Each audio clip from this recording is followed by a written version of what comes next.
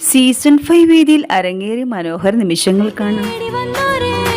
Top singer വേദിയെ ഇളക്കി മറിച്ച് ഒരു അറബി പെൺകുട്ടി. അവിടെയൊക്കെ എടുത്തതൊക്കെ നന്നായിരുന്നു കേട്ടോ. പല സംഭവങ്ങളും സ്പീഡിൽ എടുക്കേണ്ടത് മോള് നന്നായിട്ട്. വേദിയിൽ ഏവരെയും വിസ്മയിപ്പിക്കുന്ന പ്രകടനമാണ് ശ്രീലക്ഷ്മി കാഴ്ചവെച്ചത്. നന്നായിരുന്നു, ഉഗ്രനായിരുന്നു. പിന്നെ എനിക്ക് ഏറ്റവും ഇഷ്ടപ്പെട്ടതെന്ന് പറയട്ടെ, അവസാനത്തെ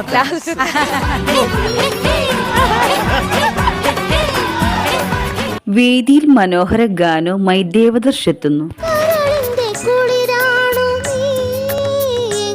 ഇത്രയെങ്കിലും ഇത് കടിച്ചു പിടിച്ച് പാടിയിൽ കൈയടി കൊടുക്കണം. കാരണം ഇതുപോലെ രണ്ട് മുഖങ്ങൾ ഇവിടെ ഇരുന്നവൻ എങ്ങനെ പാടുന്നു?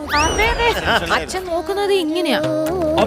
വേദിയിൽ മനോഹര ഗാനവുമായി സെബാമൂൺ എത്തുന്നു.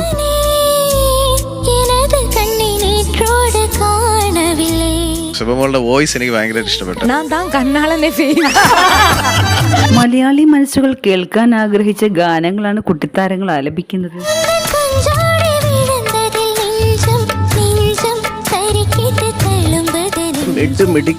ഇതിങ്ങനെ തുടർന്നും നല്ല രീതിയിലുള്ള കമന്റുകൾ വിധികർത്താക്കൾ നൽകിയത്. പാട്ട് മാത്രമല്ല, അതിനിടയ്ക്ക് ഡാൻസ് കളിക്കണം, പാവം ഇത്രയും കോസ്റ്റ്യൂം ഇടണം. എന്തൊരു രസമായിരുന്നു എന്നറിയാമോ വിഷ്വൽ കാണാനായിട്ട്. ഋതുവീണ ആലപിച്ച മനോഹരമായ ഗാനം കേട്ടാലോ? പറയാം, പക്ഷേ തൊട്ടടുത്ത് നിൽക്കുന്ന ആളുടെ മുഖം വിരിഞ്ഞൊക്കെ സൂര്യകാന്തി പൂ പോലെ. വേദിയിൽ മനോഹര ഗാനവുമായി ശ്രേഷ്ഠക്കുട്ടി എത്തുന്നു. വേറൊരാൾ ഇവിടെ വേറെ പോയി കണ്ണു നിറയുന്നോ, കരയുന്നു. തുടർന്നും രസകരമായ നിമിഷങ്ങളാണ് വേദിയിൽ അരങ്ങേറിയത്. അന്ന് ഞാൻ ഓർത്തോ, ഞാനിത് ഇങ്ങനെ ഇരുന്ന് കേൾക്കുന്നല്ലേ. തമിഴ് ഹിറ്റ്സിൽ പാറിപ്പറന്ന് അഖില.